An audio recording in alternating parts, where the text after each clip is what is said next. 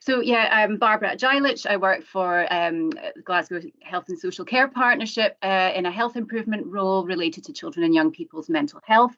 I'll let Nina do her introductions afterwards, but obviously she's Nina Abeysuriya, and she works for Intercultural Youth Scotland's mental health service, and she'll tell you more about that as we go along.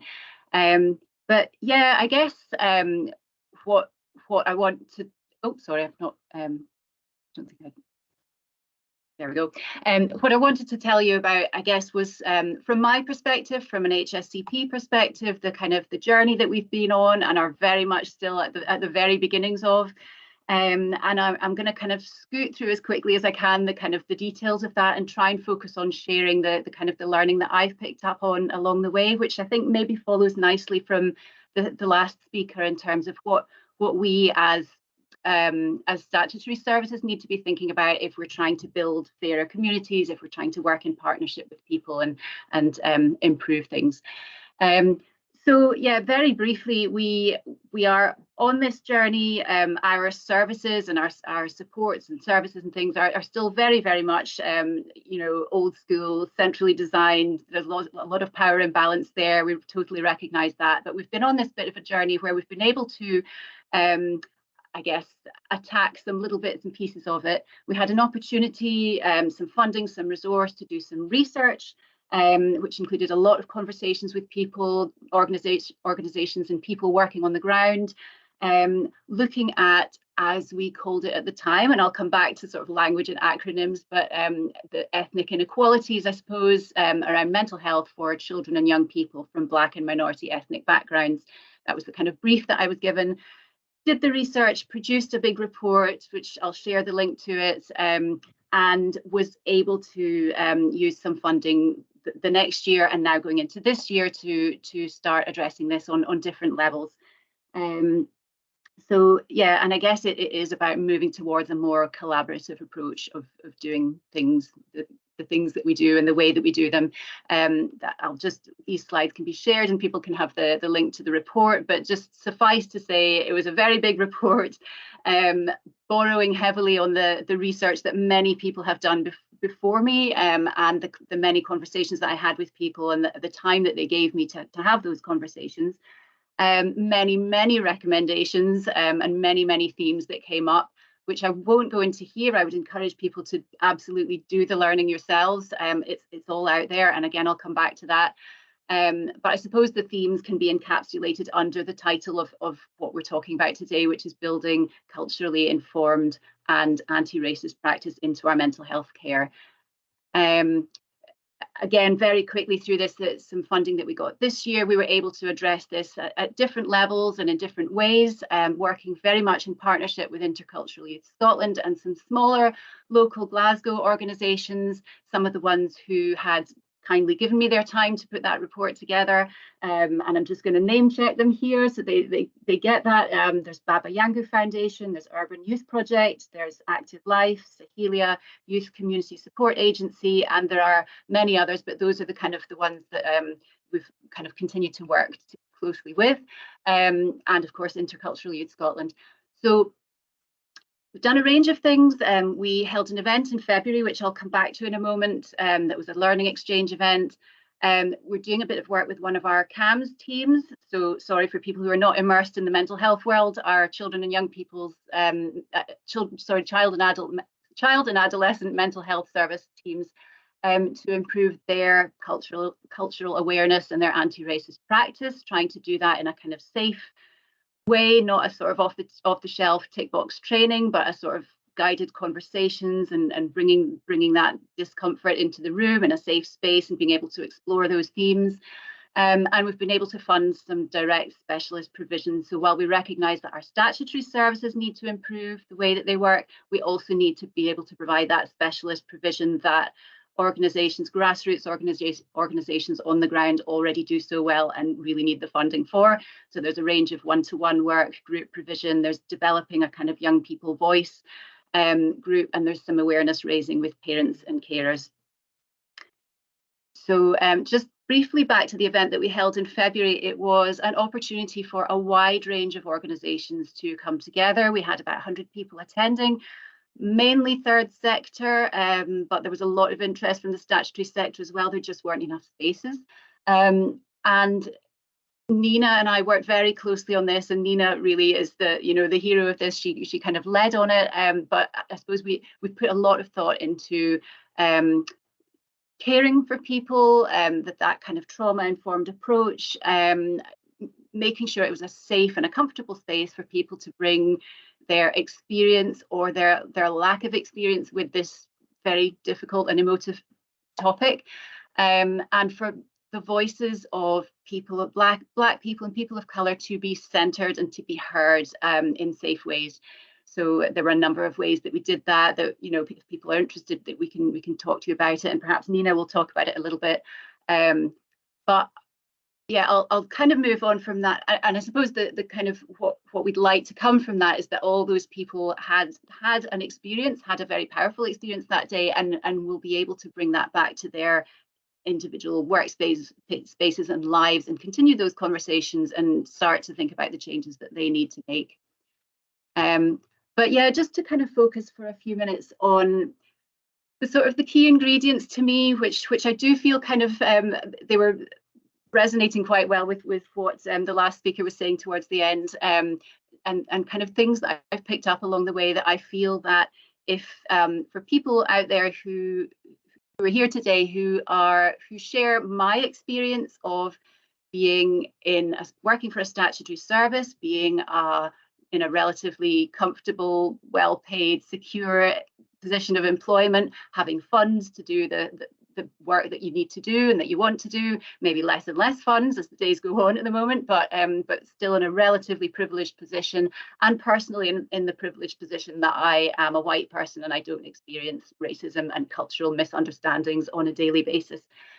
So things that are important for us to kind of think about as we're trying to do this work.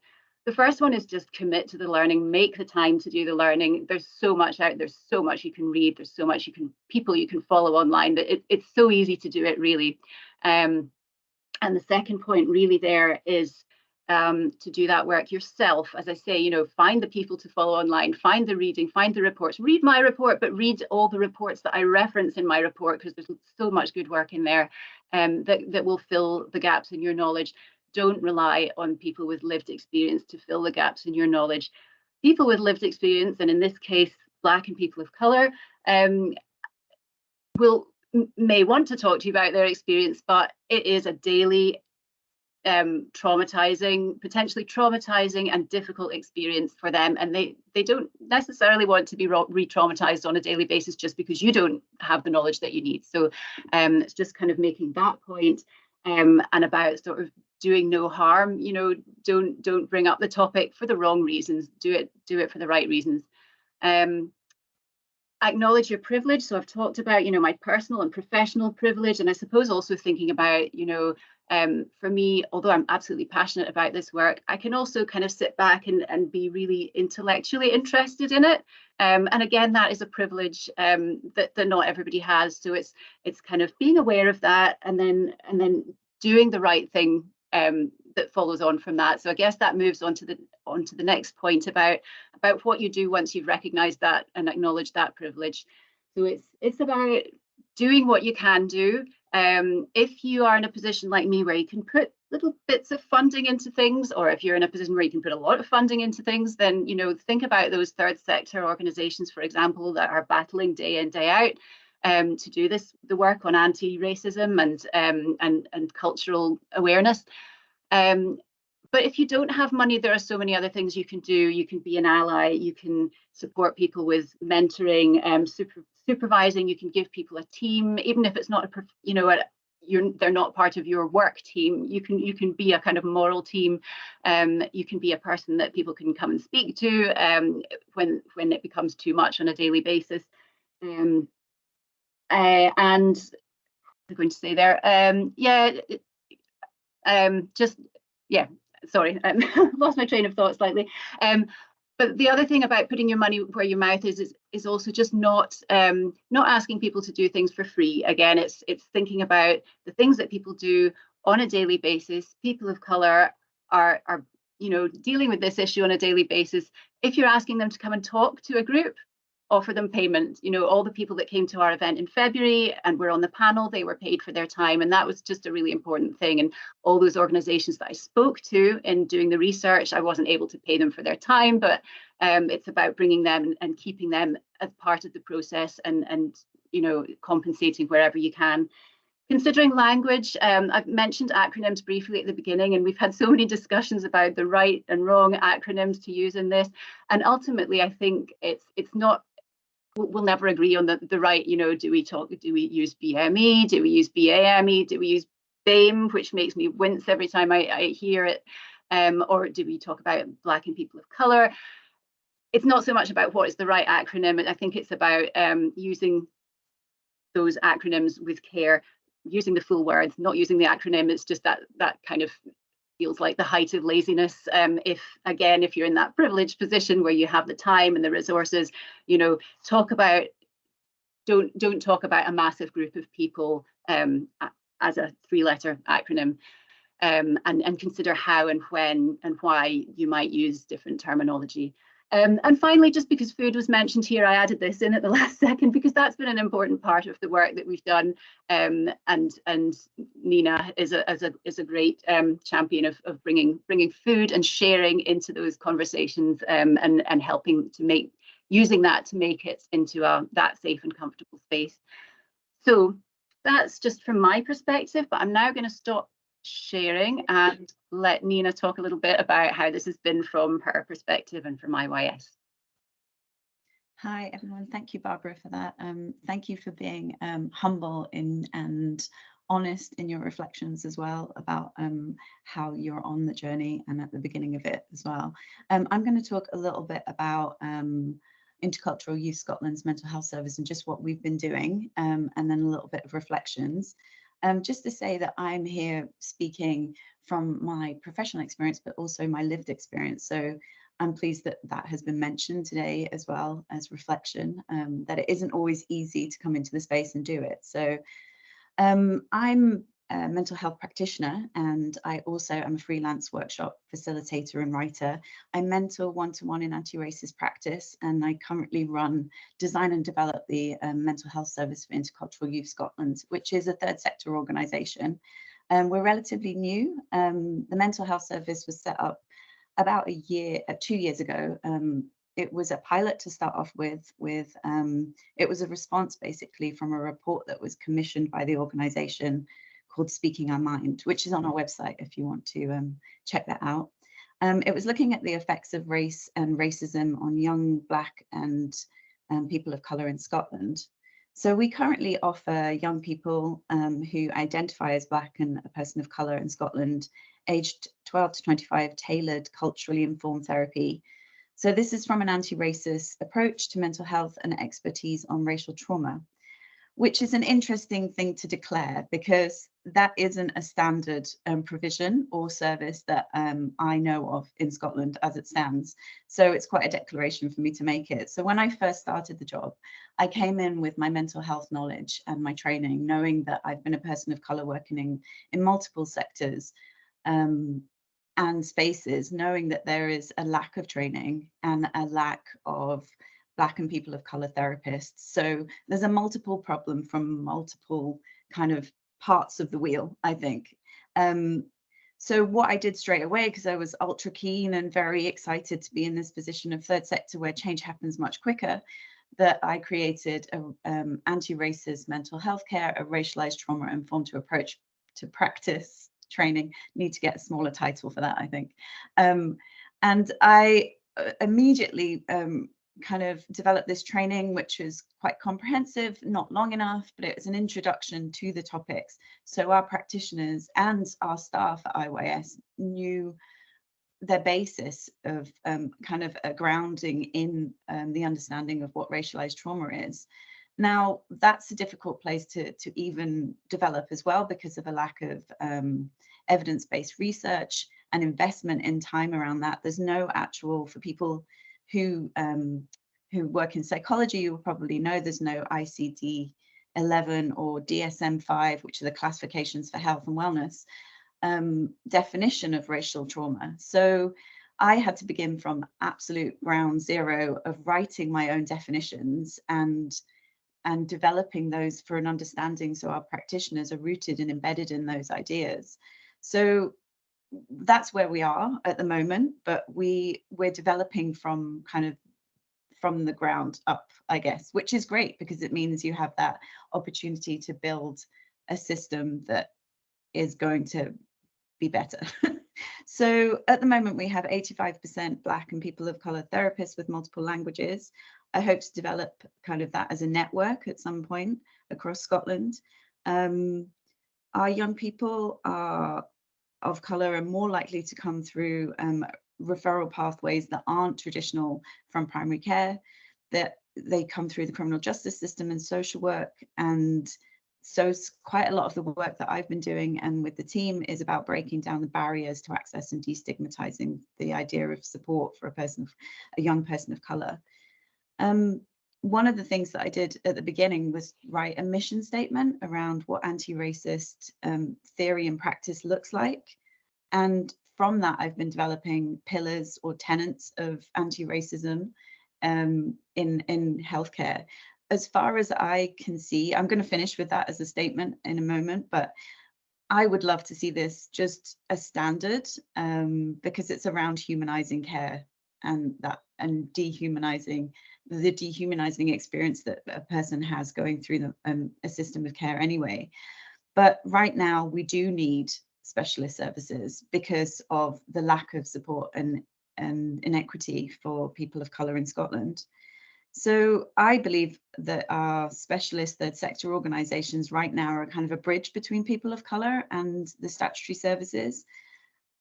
Unfortunately, our funding doesn't really support a theory to practice kind of equation.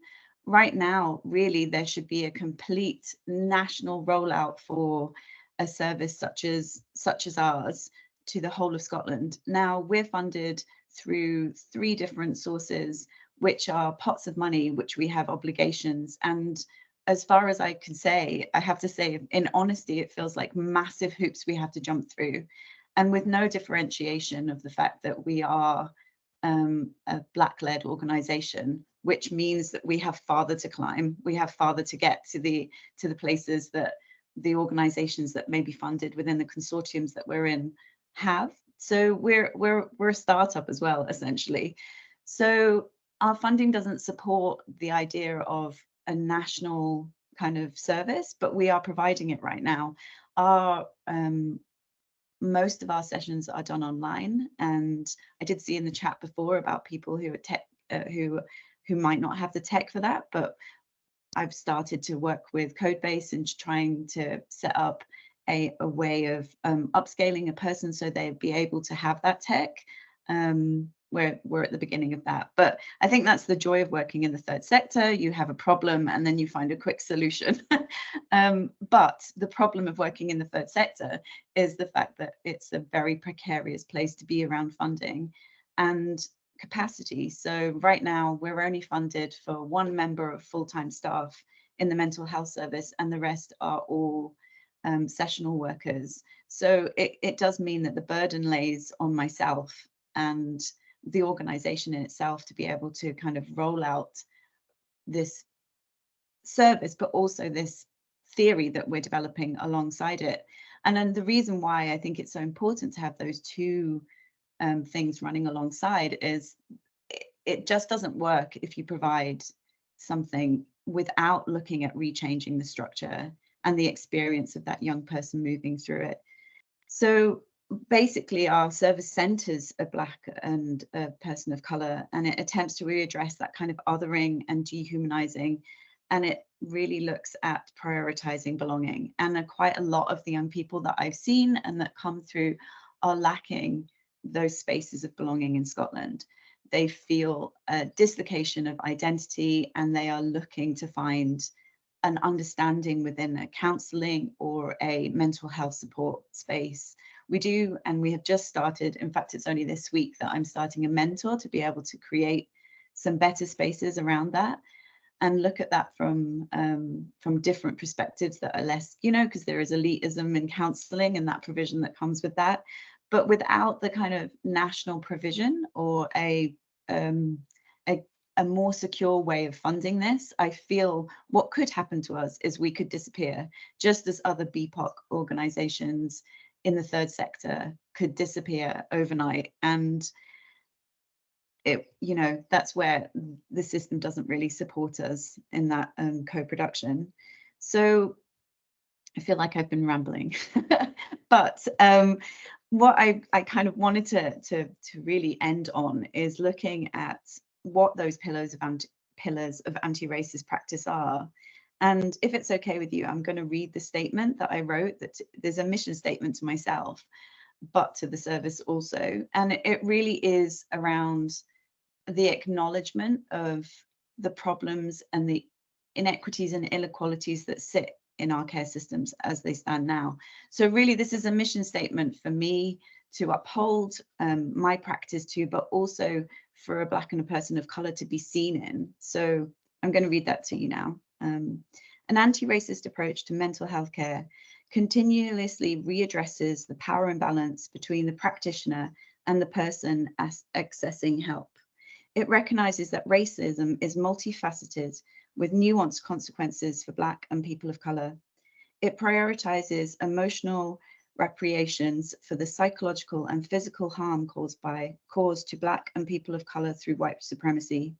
Anti-racist mental health care acknowledges inequalities and inequities in access and treatment to Black and people of colour in current systems of support. It creates systems and structures that aim to not re-traumatise Black and people of colour whilst consciously evaluating its practices in line with this. It centres compassion and aims to establish equity in care through carefully rebuilding trust, restoring hope by centering kindness and empowerment through humanising care. So that's where I'm at. It's kind of a big job, as you can see. But my work with Barbara has been absolutely incredible. And I would say that Barbara and the team that she works on have really been a bridge for us. Pathways to referrals are not established from the third sector into other parts of statutory services. And that's something that is left to us to build and create those partnerships. And that's a big burden. So it would be good to see some reverse commissioning more coming the other way. And, really, I hate using the word using, but celebrating what's out there in the third sector. And I think I just wanted to touch on one point that came back on how not to re-traumatize. I think one of the things I do in my workshops, I usually stand up if I don't have a lot of time to create trust and safety, but I declare this space as being unsafe because there aren't any safe spaces, and especially for Black and people of colour. And it's our responsibility to do what we can to create a braver and a safer space for everyone to be included within it. And I believe that has to start straight away in all of your practice. So even in a space like this, there should be inclusion anticipated within that when you come into it. So that's our responsibility. And there's ingredients which I could give you to how that would be, but I don't have time just now. But Barbara, I think, put our contact details on the slides. So if anybody wants to reach out for us.